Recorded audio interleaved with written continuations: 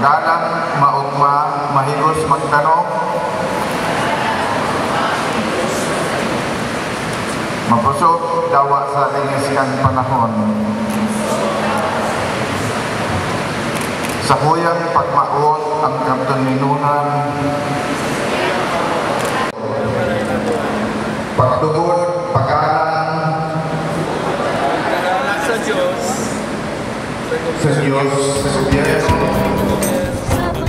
Moving on, Senior Board Member Honorable Glenda Mungao for the welcome. Our province tourism from.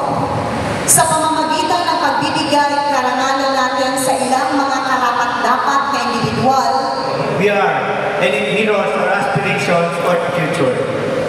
The arts, on the other hand, are the expressions of culture as they provide the value when they're still alive. It will show approval and gratitude for their outstanding work. It makes aspiring artists, tourism workers, cultural practitioners aware that good work will be rewarded in Albay and that the young can engage the arts and artisans person to strive or even strive for greater excellence.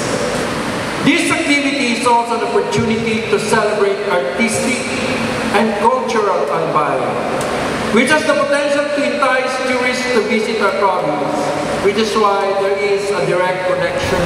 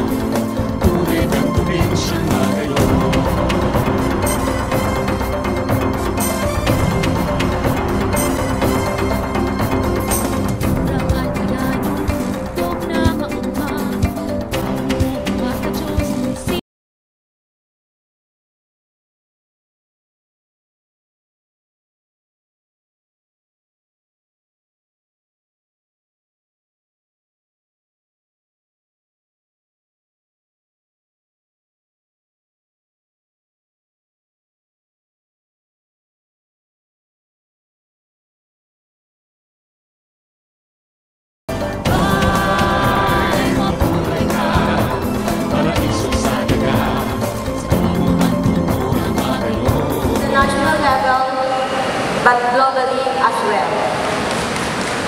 To give honor to fellow artists who are pillars in the field of arts, and to patrons who consistently guide and support us.